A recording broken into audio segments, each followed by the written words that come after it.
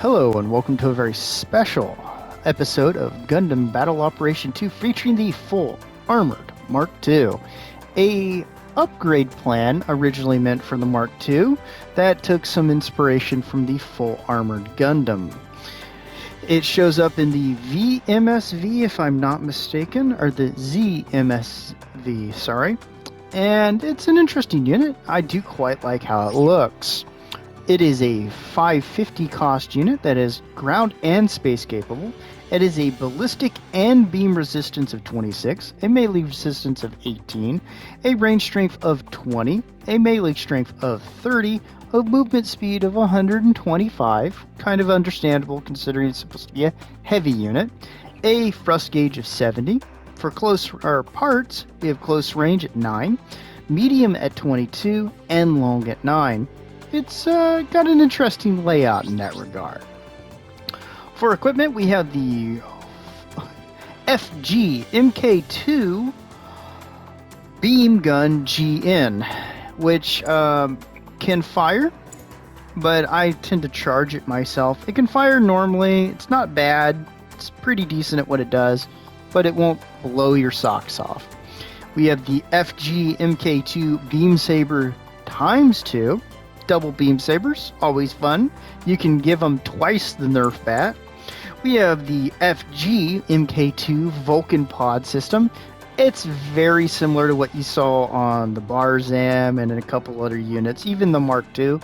It's a pretty good Vulcan that you can use. I usually use it between other weapons when they're down, or if I'm just trying to increase the stagger on someone. We have the armed grenade launcher, which is actually pretty nice, and you'll see me use it.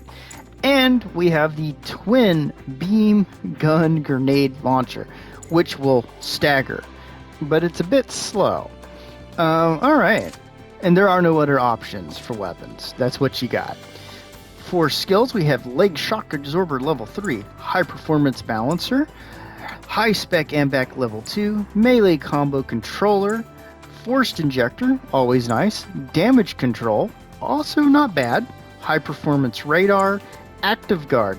Now, in the match, I kept flubbing actually remembering to use this, but the general concept is you hit the metal button and you'll go into this kind of holding your arm up to protect yourself, and it will decrease the damage and negate stagger, but it comes at the cost of using up your thrust gauge. So it can be nice, it can be pretty good to make you a little bit of tanky, but it comes with the risk that you have to stop moving and that you have to take damage. So also, and you have to use thrust gauge up, so use with your own discretion.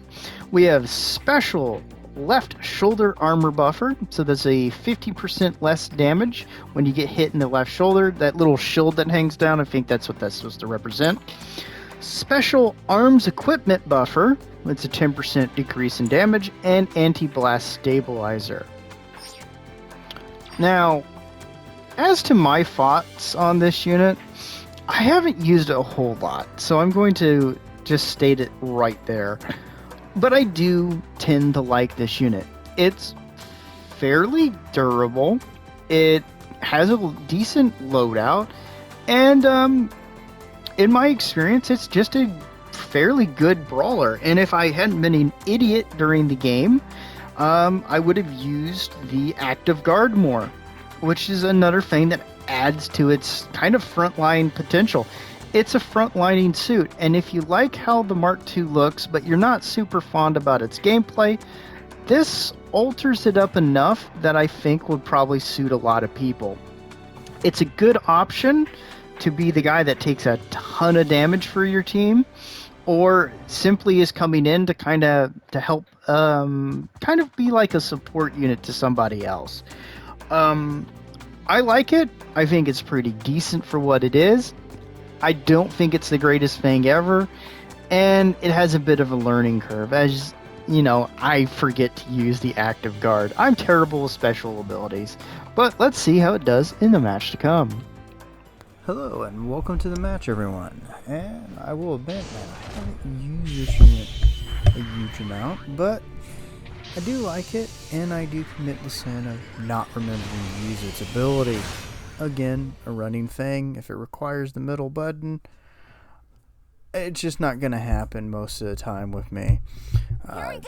Don't know what it is, but that button always escapes my mind. So, we're going to drop down here, and we'll go right into Mario Kart, my favorite. We're going to NASCAR a little bit. And I'm going to cut through here because some of our guys met them head on. And I'm going to get them in a bit of a pincer move. And this unit is not what I would refer to as a ranged beast. It's adequate, but yeah, it doesn't blow me away in terms of damage. Now, it can do some pretty melee, and it's not bad in a melee fight, but so I'm going to back off, pump a couple of the arm-mounted grenades. Somehow that grenade is going to go right through my Bawu. And I'm looking for an opening, but I'm just having a bad time getting there.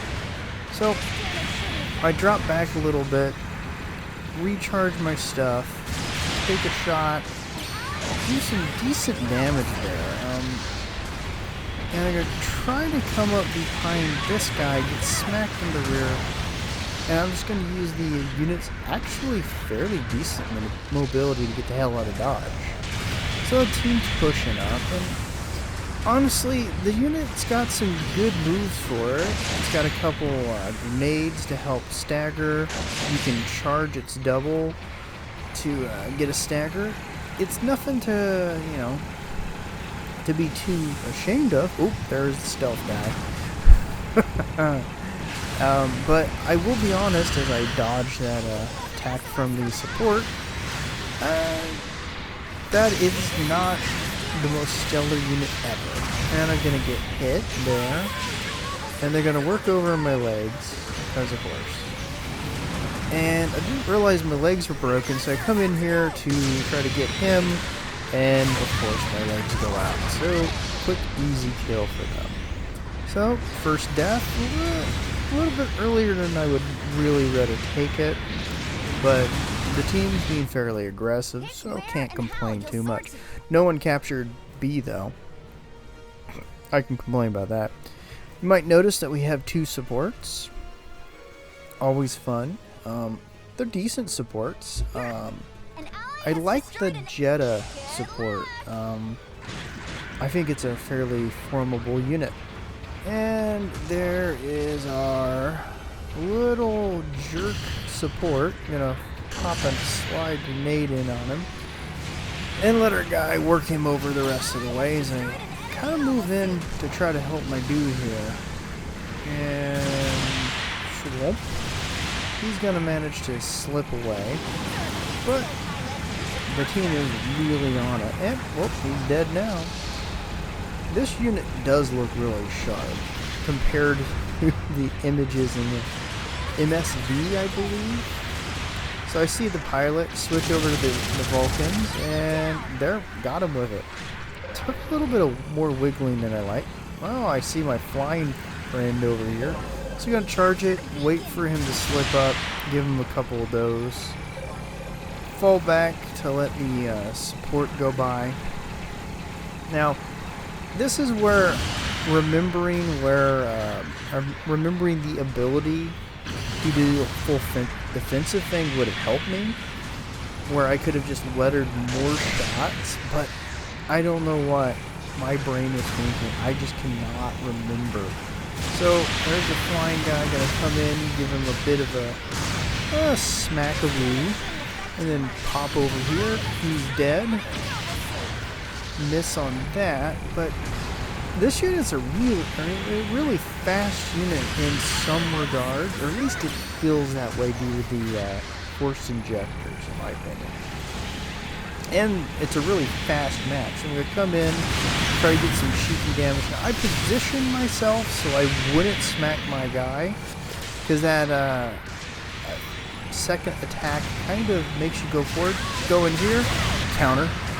Couldn't save my guy, because, well, couldn't fit in there, but Now I see my friend over here, and we're going to get a second counter. Kick him in the face as well. I think it helps with vitamin C, I've been told. So I'm going to back off a little bit, because I didn't want to trip up my guys. And of course, there's some tradition falling from the sky, so didn't want to be a part of that. And there's the support. I know I'm not going to survive exchanging fire. Got to catch him with a side swipe and then a down smack. So, as I said, the unit does play really, really well. It's got some nice features to it. It's just I wasn't using the unit to its fullest. So, there's our little stealth friend again. He's going to fall back. I can see his little legs, so I don't know what he was doing. Switch over to grenades, pop them there, go, and here's one of my favorite maneuvers. Move forward. I'm going to fall off. I'm going to switch over to my Vulcans and try to help my guy.